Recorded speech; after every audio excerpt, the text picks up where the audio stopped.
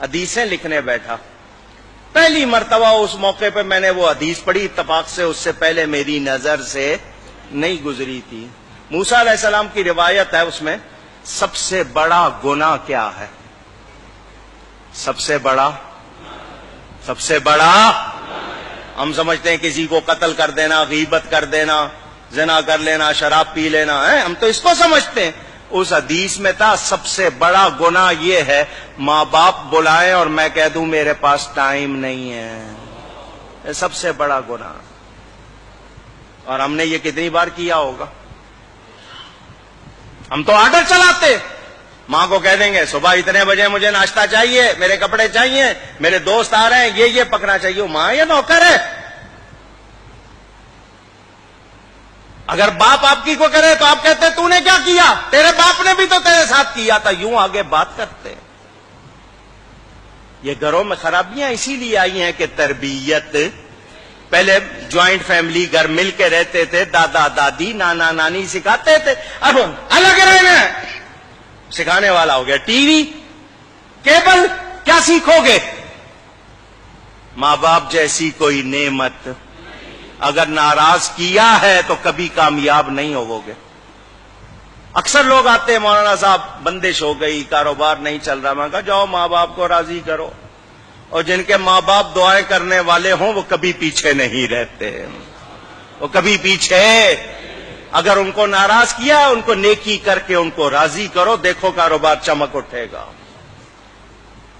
لیکن آپ ان کو ناراض کر کے سمجھ رہے ہو نہیں میں نے صحیح کیا تھا, پھر کچھ ملنے والا نہیں.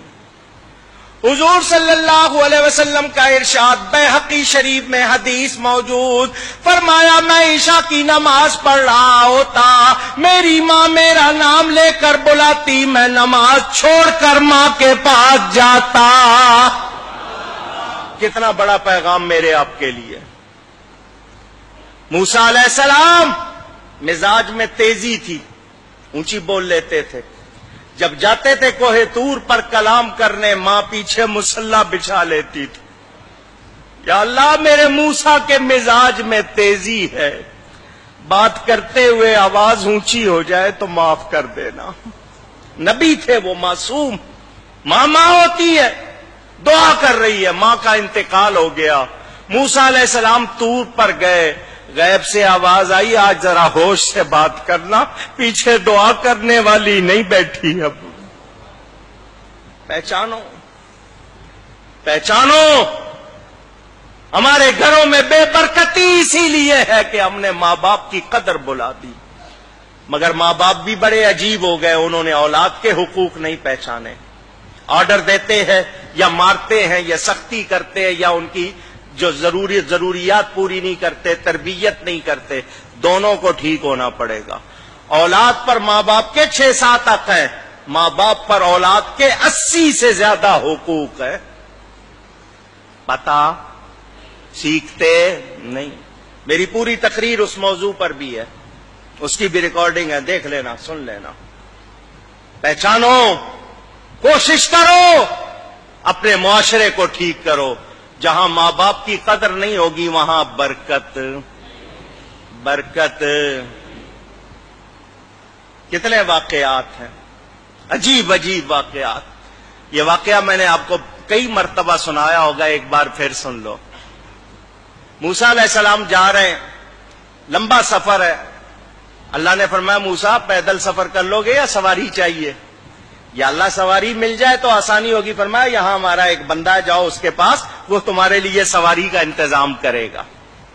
موسیٰ علیہ السلام چلے گئے ان کے پاس.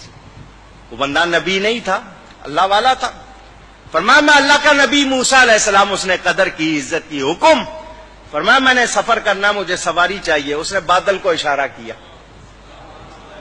اس بندے نے, بادل نیچے آ گیا. فرمایا اس پر بیٹھ جائیے, جہاں کہیں گے پہنچا دے گا. موسیٰ علیہ السلام نبی ہیں, نبی کے ذریعے اس کی شان دکھانی تھی اللہ نے, نبی کی زبان سے لوگوں کو پتا چلے. موسیٰ علیہ السلام بیٹھ گئے اس پر. بادل جب اونچا ہوا, یا اللہ اس بندے کو یہ کمال کیسے مل گیا؟ اللہ نے فرمایا موسیٰ اس نے اپنی ماں کی بڑی خدمت کی, اپنی ماں کی بڑی خدمت کی. اس کی ماں نے ایک دعا دی تھی. اس کی ماں نے کہا تھا یا اللہ میرے بیٹے نے میری کوئی بات نہیں ٹالی, تو اس کی نہ ٹالنا. اس نے میری کوئی بات کبھی ٹالی نہیں, تو اس کی نہ ٹالنا. بس ہم اس کی ماں کی دعا کی وجہ سے اس کی ہر بات کو پورا کر دیتے. اندازہ کرو. ماں باپ کی قدر پہچانو. اگر وہ وفات پا گئے ان کے لیے نیکی کرو, ہر دعا میں ان کے لیے نیکی کرو.